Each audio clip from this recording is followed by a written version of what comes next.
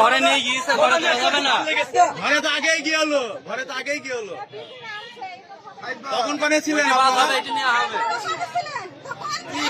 ছিলাম না আমরা তো একটু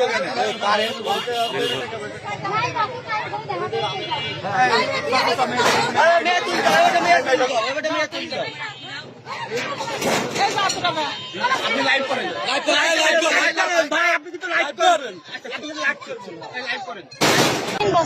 সে আমাকে হাসতে গিয়ে সবকিছুই মানে তার সাথে আমার শেয়ার হয়ে গিয়েছে। তখন তারপর বাপ মা দেখতে যায়, তখন কিছু হয়নি, তখন সেই দিলে সমস্যা ছিল না, কিন্তু এখন সেই দিলে আমি মানবো না। এখন আমার ওর সাথে বিয়ে করা লাগবে, এইটুকু আমি চাই, তাছাড়া আর কিছু চাই। আর এইটুকু আমি জানি যে ওর সাথে বিয়ে করলে ওর আম্মু আমার শান্তি দেবে না, তাই আমি চুক্তিপত্র করবো এবং দেনমোহর অনেক টাকা করবো।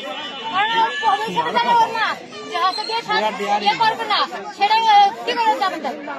ওর মা আমার হাতে গিয়ে সমস্যা করবে না।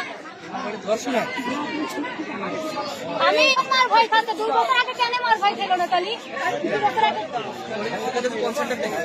আপনাদের সম্পর্ক কতদিন? 3 বছর। 3 বছরের মধ্যে 1 বছরে মানে 1 বছর পরে ভেঙে যেত, কিন্তু সে ভাঙেনি। তাই যদি 2 জন কন্টিনিউ না রাখে সম্পর্ক কখনো টেকবে না, একতরফা ভালোবাসা কখনো টেকে না। মানে আপনি যদি কথা আমার সাথে না বলতে চান, আমি বললেও আপনি যদি আপনি না বলেন, আমার বাপেরও ক্ষমতা নেই আপনার সাথে কথা। আজকে আপনি এসেছেন এখানে কিসের দাবি নিয়ে?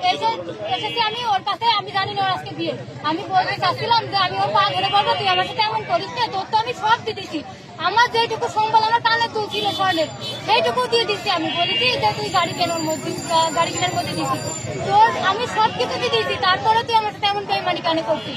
তাই আমি এইটুকু শুধু বলতে এসেছিলাম, কিন্তু বাড়ি এসে শুনতে ওর বিয়ে।